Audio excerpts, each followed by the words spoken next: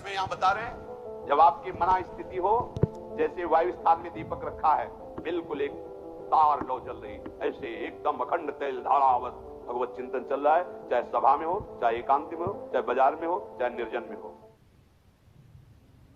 इसके लिए सबके लिए साधारण उपदेश है। ये साधारण शब्द इसलिए प्रयोग कर रहे हैं कि असाधारण भी साधना होती है।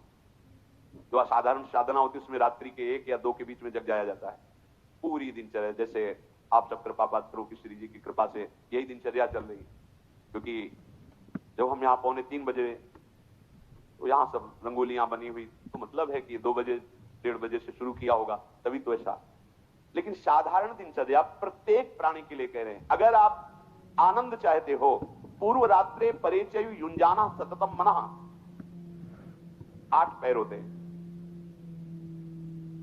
तो 8 पैर में एक पहर 3 घंटे, 8 से 24, तो 3 का पक्ष 12 घंटे, 4 पहर, 4 से 12, रात्रि का पक्ष 12 घंटे। उसमें कह रहे हैं कि 3 घंटे रात्रि लगने पर और 3 घंटे रात्रि जाने पर केवल भजन करना चाहिए। अर्थात 10 बजे जैसे सो जाए तो 11, 12, 1, 2, 3, 4, 6 घंटे हो गए। 4 बजे के बाद सबको जग जाना चाहिए।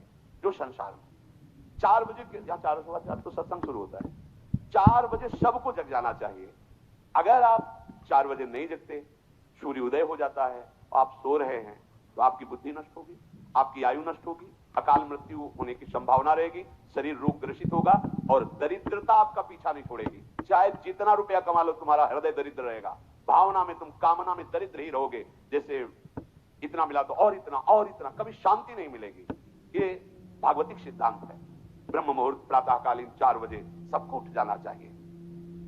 और जो निरंतर भजन करना चाहता, लघ्वाहारो विशुद्धात्मा, भोजन उतना पाना चाहिए कि भोजन पाने के बाद अगर आप खड़े हो तो आपको ये नहीं लगना चाहिए कि पेट में वजन पहुंच गया है।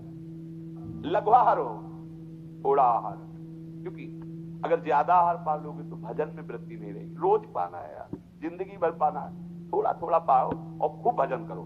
जिसका भोजन नीरस, शब्द याद कर लो, उसका भजन सरस, और जिसका भोजन सरस उसका भजन नीरस। ये महापुरुषों के वाक्य है, आप खुद अनुभव करके देख लेना। यहां तक खट्टी डकारे आ रही, फिर शाम के पाना है, तो फायदा क्या हुआ यार? पाले का तो मतलब भजन बने। लघ्वाहार हो और विशुद्धात्मा, आपको अपने चित्त का मार्जन करना, पोछा लगाना है। चित्त में क्या कूड़ा करकट होता है? राग, द्वेष, कामना, ये सब कूड़ा करकट है।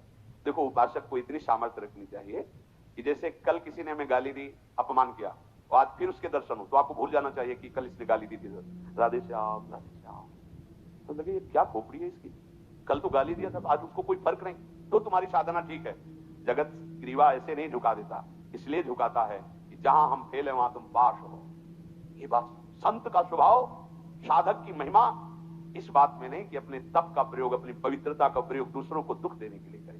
जैसे प्यार भरी मां अपने बच्चे को कभी कष्ट दे ही नहीं सकती, ऐसे साधुते होए न कारजहानी। बच्चा भले गुस्सा में आके मां के बाल नोचे और मां को पीटने की भी कोशिश करे, पर मां के दिल से अगर यंत्र लगा के देखो तो उस बच्चे को उस समय भी आशीर्वाद ही दे रही होगी। भगवान तुम्हारा मंगल करे। ऐसी अनंत माताओं जैसा प्यार गुरुदेव संतों के हृदय में होता है। देखो ना कैसे कैसी पीड़ाएं दी गई संतों को, पर उन्होंने यही मनाया तुम्हारा मंगल हो। तो आप अपने जीवन को सुखद बनाने के लिए और जीवन के परिणाम को महासुखद बनाने के लिए भगवान श्री हरि के चरणों का आश्रय लेकर निरंतर भजन करने का अभ्यास करें। भगवान मंगल भवन है, सबका मंगल करेंगे, सबके दुखों को मिटाएंगे, सबके संकटों को मिटाएंगे। एकमात्र वही ऐसी सामर्थ्य रखते हैं, दूसरा